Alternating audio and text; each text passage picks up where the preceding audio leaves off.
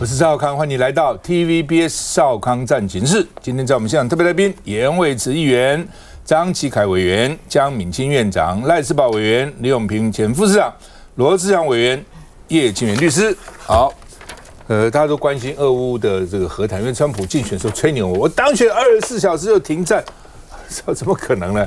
哦，但他说他很急了哈。那他们现在的谈法是这样哈，他现在在沙烏地阿拉伯是，他跟乌克兰谈，他跟俄罗斯谈，分别谈。你们呢，王不对王，冤家不聚头。我跟你谈完，跟他谈，然后把你的条件告诉他，把条件告诉你，是这样谈的啊、哦。那说呢，美国跟乌克兰先谈，谈结束了，今天要跟俄国再谈哦。那乌克兰一定会提出他一些这个要求嘛啊、哦。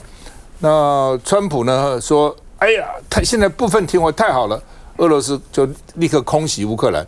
所以到底怎么回事？哦，说普丁到底是不是真的要停啊？那另外呢，这个说没有其他人能够帮助俄乌调停，没有人可以帮的。欧洲可以帮吗？你们扯那么久帮吗？你法国总统老是出来吹牛，然后呢，你有帮到这个和平谈判吗？对不对？希望中国出来，中国也不出来啊，只有普丁，只有这个川普才可以。那川普说他自认为呢，跟乌克兰跟这个俄乌总统关系都很好。我都是好朋友啊、哦，所以呢，我能阻止普京，那么真的还假的、啊，还是吹牛哈、哦？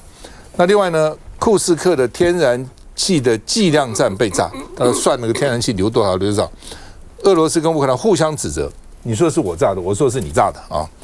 那另外呢，美国希望在4月20号，也只有不到1个月了，希望在复活节之前呢，促成俄乌停战。复活节在基督教是很重要的节，耶稣复活了嘛？哦，通常呢，教会都发那个彩蛋啊，甚至去找那个蛋啊等等。那所以呢，美国是基督教国家嘛，所以希望复活节以前，哦，这个耶稣行神迹，川普也行一个神迹，俄乌停战了啊、哦。那另外呢，这个很重要，美国总统特使魏科夫是川普很信任的人哈、哦，他就在中间串说，他去跟这个。乌克兰也谈过，跟这个泽伦斯基跟普丁也谈过，赞美普丁不是坏人呐、我喜欢他，他不是坏人，不像你们想的哦，并不是恶霸哦。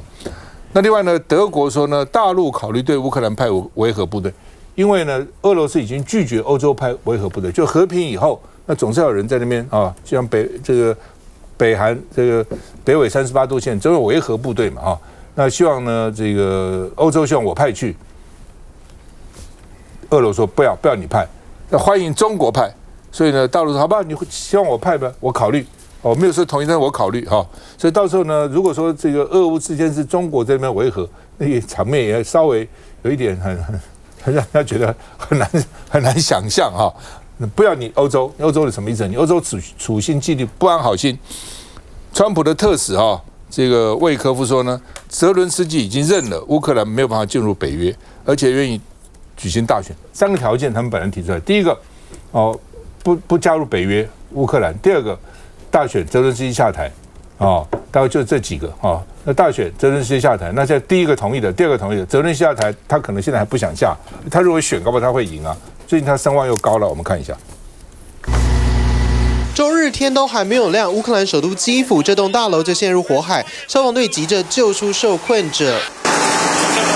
俄罗斯再度发动空袭，派遣147架无人机，大举袭击大城市基辅、哈尔科夫以及南方的港都奥德萨等多地。乌克兰拦截了其中的100多架无人机，但是还是有3人不幸罹难，包括5岁孩童。Але я не вірю в повне перемир'я, не вірю в повну безпеку, тому що ми вже побачили, що відбувається, як себе ведуть наші погані сусіди. 泽伦斯基赶赴哈尔科夫前线督军，还喊话要催促普京下令停止攻击，来确保乌克兰的能源设施。而美国跟乌克兰的双方代表刚刚在沙乌地谈完停火细节，接下来周一换美国跟俄罗斯谈。但是美方特使此时却说，态度强硬的普京没有意愿要侵略欧洲。I just don't see that he wants to take all of Europe. This is a much different situation than it was in World War II. In World War II, there was no NATO. I feel that he wants peace. 俄罗斯克宫发言人也罕见受访说，双普不排除会再度通话。Ну или, по крайней мере, мы не совсем, может быть, точно понимаем то, что имеет в виду президент США Трамп. Так сколько все-таки разговоров-то было за это время? Послушайте, мы вам сообщаем о тех разговорах, о которых нам известно. Но всего остального мы не можем исключать. 只是彭博报道，美国希望在复活节前，也就是4月20号前达成乌俄的停火协议，但是白宫自己对这个目标也没有把握。那志强怎么看？打打谈谈谈谈打了。其实，在战争的状态之下，双方因为利益是零和的，彼此不信任啊。即便川普今天进场想要调停啊，去跟这个乌俄之间的谈判调停啊，这谈判的局嘛，就是一个算计嘛。大家看，刚开始不是那个压力在乌克兰的时候，你看乌克兰多惨，库斯克就整个丢掉了，因为那时候美军不分享情报，然后只要迟延一下你的军事武器，那所以对普丁来讲，我当然愿意递一个橄榄枝，表个态，好像我愿意啊。所以刚开始好像他愿意，那压力就在乌克兰。可当乌克兰让步之后，那俄罗斯也要想，那乌克兰是不是今天也是利用这个机会喘息一下？因为前面的那库斯克战力是不利的嘛，他们要喘息一下，重整军备。所以其实战争下的那个调停跟谈判最难的一点就是利益是零和的。那更何况大家去看这个局面对乌克兰就是不利嘛。当初乌克兰其实就是为了入北约等等的议题，才开启了跟俄罗斯还打了这场战争。就现在你看，最后的结果是我同意不入北约。如果真的是如同美国方面这样说的话，那等于是一开始你想要达到目标就已经先认输一半嘛。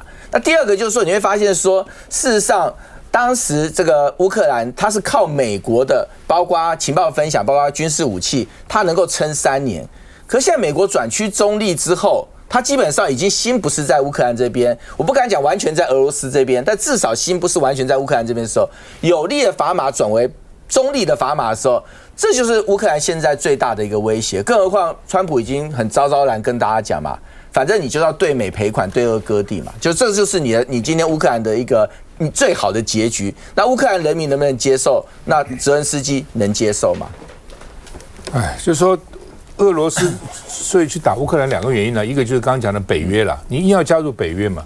对俄罗斯来讲，我们华沙已经垮了，我原来的这个苏联那些会员国、成员国都已经去加入北约，你最后一个乌克兰你还要他加入，要对我构成威胁。第二就是说，其实在俄乌战争之前的好几年，这个乌克兰境内就在搞民粹主义，就去打压亲俄罗斯的人，就这个等于是斗争他们，不知道死了多少人。所以呢，俄罗斯趁这个机会呢，就干脆打。那你现在要停，那这边看得出来了，一个国家要打仗要靠自己了，你靠别人都搞不久的了，对不对？就像我们常常讲说，这个天助自助嘛，对不对？你要自己帮助你自己，天才帮助你嘛。那如果你通通靠别人帮你，那别人有一天不想打了怎么办呢？或者别人觉得打不赢了，我不要再拖了，你就很惨。你自己要有这个能力。对不对？所以别人再加上来才可以，你不能说自己完全没能力，别人一提你就垮了，那这仗怎么打呢？这是乌克兰面对很大的问题了哈。那另外呢，这个德国的媒体说，川普为什么想要去拉俄国？他现在俄国很好啊，要恢复啊，不要去这个制裁你啊等等，所以因为他想拉俄罗斯来抗中国，他说中国才是他最大的目标，俄罗斯现在其实已经不是了，所以呢，让你们之间的紧密关系把你切断。但是呢，德国媒体说一厢情愿啊，怎么可能嘛？俄罗斯跟中国现在已经搞清楚了，是你们把他逼成这样子嘛？然后呢，你现在叫他分开，不会因此就分开了。来，基凯怎么看？乌克兰跟这个泽连斯基来讲，真的蛮可怜啊。你看现在美国就是完全站在普丁这一边的嘛。美国现在要川普就是要2个嘛，一个他就要马上停战嘛，第一个就是要你以前我禁言你的，你要还嘛，对不对？所以你要跟我定这个矿产的这个条约嘛，你的这个稀土、你的天然气、你的这个石油，我要一半嘛，他是非常清楚的。刚刚大家在问说他的心在哪里，他心就是要维护美国的这个利益嘛，对不对？他哪管你什么乌克兰？那乌克兰现在可怜在什么地方？你看，连这个他的特使，川普的特使这个威科夫都直接讲了，他要加入北约，这个看起来大致他们已经认同了，就没有了。当初为什么俄罗斯动手，他就一直很在意说你加入北约嘛，对不对？结果那时候是西方国家给他信心说是让你有一个希望，结果你现在不止希望破灭了。你看他打了一仗，打了是3年，这是第一个。第二个，前几天大家记不记得，川普直接讲了，他说泽伦斯基是一个什么没有改选的独裁者他已经逼你下台了。结果你看这个，一个不能加入北约，第二个还要你改选，可能你都一定要下台了。第三个老讲可能是更严重的领土。现在普丁到底要不要停？普丁到底要不要停手？他现在为什么现在还在空袭？他就一方面步步进逼嘛，他现在已经占领你现在整个这个乌克兰东部，大概他全部国土的20%，就东部啊，那是他们最精华的地方啊，很多矿藏跟重工业都在那个位置然后现在经过这样一个谈判，第一个，你看美国跟他要钱，然后这个普丁这边他要他的这个领土，这不就以前所谓割地赔款吗？所以你看3年下来是多惨的事情，所以台湾一定要从这里面要得到一个教训大家就在讲，不要弄到什么今日的这个乌克兰是明天的台湾。有人说还不止这个，泽伦斯基还至少到白宫跟普丁还吵一架。你台湾赖清德能去白宫去吵架吗？连续吵架，你想一想看，不，你连进白宫的机会可能都没有进去嘛？还是宝兄？电话都不会接。现在看得很清楚了球在谁的手上了球在普丁手上嘛，因为他吃定了川普有求于他嘛。虽然川普以前吹牛说24小时要搞定。结果不知道几个24小时了，他现在有人替他圆谎，说那个是不同场合啦，什么之类的。可是事实上，他就讲过他很有信心那他主要要拉拢普丁，就是为了要抗衡中国大陆嘛。我们看到这个俄罗斯跟乌克兰，他的几个诉求完全是南辕北辙，而且是相互有矛盾的比如说，俄方要求什么乌军要从俄国已经占领的乌东4个地方撤军，也就是说，这个俄罗斯占领乌东4个地方，他都要了。你刚提到的，他都要了，统统要了，就变成说这4个地方4个州，统统我要了，就等于是割地了嘛，对不对？乌克兰讲这不割地、不割让、不可以，哇，这个很有霸气对不对？再来，他提到了说，这个俄国说乌克兰放弃加入北约，乌克兰说我要加入北约。他要加入北约他要加入北约。第三个，这个俄方要求乌克兰要大幅缩减军备，这个乌克兰说不接受缩减乌军，他不要裁军第4点，他要求这个，我觉得这一句话有点讲给美国听的，是这个取消经济制裁，要解除俄罗斯的资产会被冻结的部分。那这个。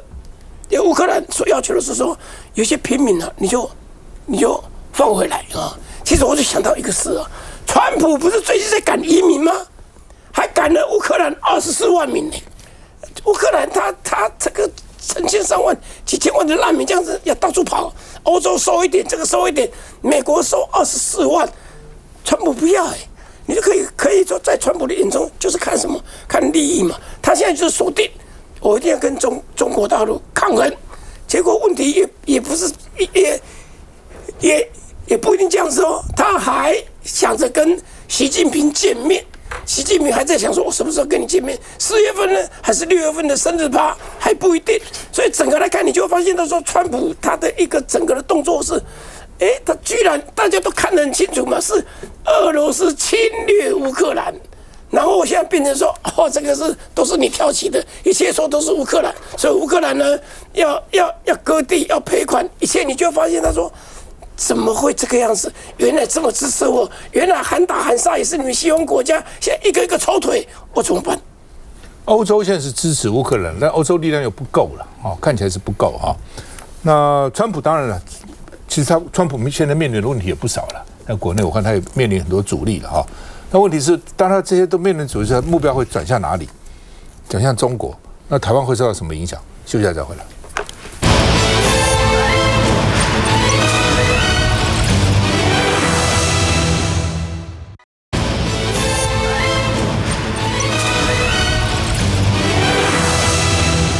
好，大陆总理李强会晤呢美国的参议员戴恩斯这个戴恩斯呢，这个戴恩斯是川普的好朋友，很亲川普的同样党的。那所以他们说呢，中美应该以对话代替对抗。那现在对抗情绪很强烈嘛将来还是应该要对话的那另外呢，戴恩斯说呢，他可能也帮川普去邀请这个习近平见面，他说川习会双方都有意愿，都想见，但是何时见呢？没有日期哦，而且他在想说谁先去跟谁见哦，在哪里见啊？哇，这个东西条件很多了哈。那另外呢，这个大陆驻美国的大使叫谢峰，他说呢，美国是以台湾去制中国，以台制华，这是徒劳无功，而且很危险的哦。说呢，中美应该和平相处的啊，你老是要搞我们啊。那第一个没效，第二个呢，哇，这个在战争边缘。华盛顿邮报说，赖清德搞17条，国安17条呢，说是要叫川普来挺他哦。但是呢，这个纽约时报就说，赖清德最近动作连连哦，他在堵北京受到川普贸易牵制，所以呢，对台报复会受到限制。就是北京现在光这猜美国到底会怎么做，应付美国的动作已经焦头烂额，已经很用尽全力了。台湾啊，先暂放一边啊，所以呢，他对台湾的报复有限制性，所以赖清德利用这个机会，就在这个时候闹你，看你要怎样啊？那媒体是说呢，赖清德动作是很大哦，把大陆定义为境外敌对势力，同时搞17条啊。但是他说北京是看到了，北京当然看到嘛，但是呢，川普可能没看到，他是要给川普看的。那川普也是现在忙俄乌啊、以哈，搞得国内的这个经济啊什么头昏脑胀哈。然后呢，川普会看到你这个动作吗？哦，不见得看得到哦。那另外呢，这个学者是说，两岸如果紧张，哦，这黄奎博说呢，川普一定会先压制台湾，哦，就两岸紧张，川普就跟台湾说啊，你少讲了，你说那两句，我来协调，我来协调。习近平跟我是好朋友，他会听我的，一定这一套嘛。那另外呢，这个雅雅啊，因为最近民进党这个很凶嘛啊，要各种限制哦，除了17条以外，这个雅雅其实平常心说。他原来是谁，我根本不知道。我相信你们也没有人知道他是谁。他有重要呢？我认为大陆也没有几个人知道他是谁。哦，那因为他说好像是什么欢迎武统啊等，就被赶走了，明天要赶走。那法院就引这个2公约，学者就说过度解释2公约没这东西啊。哦，那另外呢，这个包括这个所谓事实查核中心罗世宏董事长是教授了，他说呢，法院让2公约成为打压异议言论的工具，他其实亲绿的。罗世宏基本上我们一般觉得他比较偏绿，但是他都讲说你这个把他赶走啊，用2公约不合嘛，哦，等于是用法律来打压异己了哈。那另外呢，刘世芳说，雅雅这等3个陆配，不但是赶走他，健保跟在台湾的工作权全部取消哦。雅雅讲的话说，像武统说我是100%反对，绝对反对哦。但是呢，第一个他有没有讲话的自由，这个有争议了哈。而且他真的有影响吗？他说武统大陆就来武统你吗？他影响力有那么大吗？这是一个哈。第二个就是说，一般我们的法人都说先警告，对不对？一般就是你先警告不可以，警告不成我罚钱，最后才用这个比较严重的法，比如驱逐啊等，完全没有啊，一来就驱逐哈。平常呢有一点不教而杀谓之虐了，讲话当然不对的，但一来就大到说你要把他赶走吗？他有那么大的影响力吗？我们看一下。与美国总统川普友好的共和党参议员戴恩斯23号率领包括波音、辉瑞、高通等7家美国大型企业高阶主管前往北京人民大会堂，与中国大陆国务院总理李强见面。We've watched the growth and the change in China over the course of the last 34 years. 我们应该是以对话来替代对抗。中美互动备受国际关切的，除了经贸往来，还有两岸情势。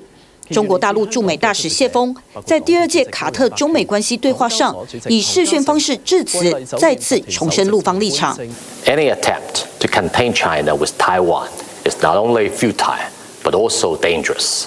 面对陆方持续对台施压，华盛顿邮报报道，在美国还没明确保证协防台湾之际，赖政府将中国大陆定调为境外敌对势力，高调示警，大陆威胁与日俱增。其中一个目的是为了争取美国总统川普支持台湾，但是某一部分其实是台湾社会或者是整个台湾的国安体制当中自己的需求，所以我觉得也不用说一视同仁，全部都把它视为只是为了对美国去做相对应的争取。华盛顿邮报同篇报道也分析，台湾总统第一次公开大胆地谈论中国大陆干预问题，势必促使大陆采取报复行动。魏子瑜，我们刚才先讲到这个普丁跟这个川普的关系了哈。那我想大家都说川普的政策这个非常的摇摆，但我觉得从他最近的这个相关的政策，大家都可以很确定一件事情，就是他的不管是战略。跟这个在地缘政治上面，他都把他更多的重心其实是放在中国上面哈。那我想，这个俄罗斯这个其实最近也动作频频。那我觉得他唯一的目的其实就是在测试大家的底线，包括测试到底川普的底线在哪里，测试这些欧洲国家的底线在什么地方。那所以刚才大家讨论就说，那究竟从乌克兰、台湾得到什么样的启示？大家还记不记得那个时候为什么俄罗斯敢直接就是这个占领乌东地区？就是俄罗斯认为他可以轻轻松松、简简单单的就占领乌东地区，而且在乌东地区还有非常多的当地的这个声音，其实是支持俄罗斯的行动。所以当然那个时候俄罗斯有恃无恐。所以这件事情对台湾的启示就是说，我们无论是在内政、在国防上面，我们都应该要有保卫自己的能力以及决心，来防止任何的敌国来采取第一步的行动。好，那回到刚才就说，很多人在讨论雅雅的事情。我第一个其实想要讨论的是说，在我们看人权之前，我们来先讨论主权，因为没有主权，我们没有任何的人权可以来做讨论啊。好，我们没有一个国，没有一个家。没有一个主权，怎么来保护中华人民的言论自由以及相关的人权？那又看到就是说，依照这个《两岸人民关系条例》当中第10条，它是说，大陆地区的人民是非经主管机关许可，不得进入台湾地区。那又相关又说，在这个相关的配偶要来申请长期居留证的时候，它有一条是要符合国家相关利益。所以我认为，主管机关本来在这个相关的法规上面就有权利做出相关的裁定。但我们来看到，就说为什么不管是雅雅，像这个赵大哥也说啊，这个雅雅其实过去大家没有人认识他，然后这么多陆配也没有人认识他，为什么我们现在要开始来这个对雅雅这种武统的事情，大家要放大来处理？因为这个对台湾来讲已经不是意义的言论了，这个对台湾来讲，它是几乎是跟中共唱和说要来武力攻打台湾的这样的言论。那我认为这个言论不只是伤害台湾的这个国家利益，也伤害非常多我们来捍卫台湾这个言论自由这么多人的这样子对言论自由的情感，其实也伤害非常多在台湾这么多的陆配、中配，非常多的这个东南亚姐妹，她们其实是非常关心台湾民主自由发展这样的情感。来，叶律师，我觉得议员这样讲实在让我非常讶异啦。我记得我们念大学的时候，民进党高喊的是我们要的是100%的言论自由，然后人民有主张共产主义的权利，人民有主张分裂国土的权利，言论自由是无罪的，只要你没有采取具体的行动，就应该获得保障。好，议员现在讲法是，只要你讲话我不开心，我认为危害国家安全，所以国家高于人权，我就可以把你赶出去。我们是一个民主法治的国家，如果要把陆配赶出去，必须要依据《两岸人民关系条例》的规定，《两岸人民关系条例》第18条说，如果你今天要把这个大陆地区人民驱逐出境，可以，好，你必须是有事实足认有危害国家安全之余。请问议员，请问观众朋友们，一个陆配在抖音上面大发厥词，请问对台湾的国家安全有什么危害？民进党现在觉得说陆配在抖音上讲话，我们国家安全就会受到危害，这不是荒谬吗？雅雅讲了什么？他其实在被内政部拿来 quote 的来引用的一句话是说，大陆现在武力统一台湾已经不需要任何条件了。他下一句话接着就说，我认为中国人不该打中国人，我支持和平统一。所以内政部根本就是断章取义。他从2年前开抖音这个账号发了100多篇文，内政部就找了其中4篇，就说刚刚那句话说那个大陆武力统一已经不需要任何条件，他那句话是在担心两岸发生战争。他说民进党台当局把台湾搞到兵凶战危的局面。好，这个是不该发生的。他其实是希望说民进党不要继续往这条路走。好，那他另外有一句话，可能大家听了很刺耳，就是说好了，他说如果明天早上一早醒来，5星级插满在台湾，想到就兴奋。这话我们当然听了很不爽嘛。可是台湾今天要退步到说，因为一个人讲，我们听了很不爽，我就要把他赶出去吗？今天他如果没有小孩就算了，他有3个未成年的小孩，2个11岁，1个7岁。议员马上您看着电视告诉大家说，我不喜欢你的言论，所以你的小孩就可以没有妈妈，马上就赶出去。你在电视前面，你再讲一遍给大家听。我不知道，民进党现在在说的是，之前一旦强调的是人权，我们在强调2公约，2公约的第23条、第24条讲得很清楚，家庭应受社会及国家的保障，保障儿童家庭成员的权利。公政公约的第19号一般意见讲得很清楚，确保家庭的团聚或团圆，尤其是家庭成员因为政治而被分离。现在民进党就是用政治原因要把一个家庭拆散，你要让他夫离子散，只因为他讲的话你不同意，这能够叫一个这能够叫做一个民主国家吗？叫一个尊重人权的国家吗？这简直就是笑话。休息一下再回来。